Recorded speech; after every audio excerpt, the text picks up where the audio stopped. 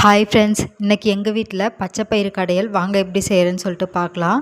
பச்சை பயிரை பார்த்திங்கன்னா நல்லா வறுத்துக்கிட்டு அதில் தேவையான அளவு தண்ணி ஊற்றிக்கிட்டு அப்புறம் பார்த்திங்கன்னா வெங்காயம், தக்காளி, பூண்டு, சீரகம் இதெல்லாம் போட்டுக்கிட்டு தேவையான அளவு மஞ்சத்தூள் ஆட் பண்ணிக்கோங்க.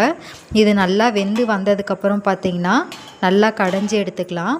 நல்லா பார்த்திங்கன்னா நசுக்கி பார்த்தோம்னா கையில் நல்லா மசிஞ்சிடணும். அந்த அளவுக்கு வெந்திருக்கணும். பார்த்திங்கன்னா இந்த மாதிரி வெந்திருக்கணும்.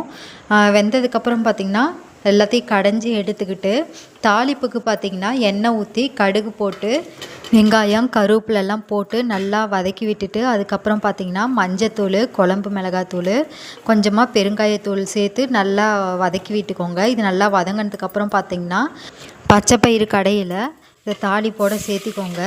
அதுக்கப்புறம் பார்த்திங்கன்னா தேவையான அளவு உப்பு போட்டுக்கோங்க.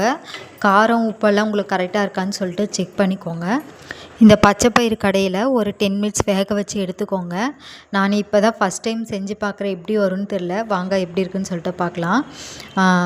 டேஸ்ட் வைஸ் எல்லாமே சூப்பராக இருக்குங்க. காரம் மட்டும் கொஞ்சம் கம்மியாக இருக்குது. பாய், அடுத்த மினி விலாகில் பார்க்கலாம்.